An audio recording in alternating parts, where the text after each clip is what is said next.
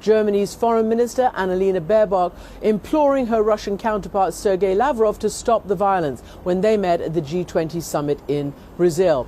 And that comes as the Bundestag has now approved further military aid to Ukraine, and the EU delivers its 13th package of sanctions, this time also targeting Indian and Chinese companies that are feeding Russia's war machine. Foreign Minister Baerbock joins me now from New York.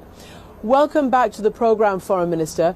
Can I ask you first, what was the response what did you say to Sergei Lavrov as he was sitting down close to you at the table? Hi, Christian. Thanks for having me again at your program. Well, I was telling the foreign minister from Russia very clearly, because he asked a cynical question, why is the whole world so occupied with Ukraine? And I said, well, because you brought the war over Ukraine, and we wouldn't be occupied if you stop the war now. It's all in the hands of the Russian president. This war would be over tomorrow. The world would have peace again if Putin would withdraw his army. And I was telling them that straight in his face, because I think it's important at the table with G20 members to always also counter his lies he's been spreading now for 2 years. And what was his response, the foreign minister?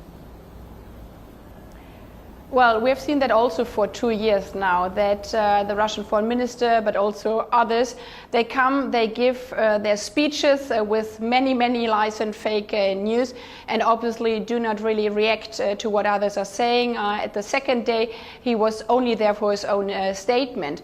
But others at the table are obviously hearing.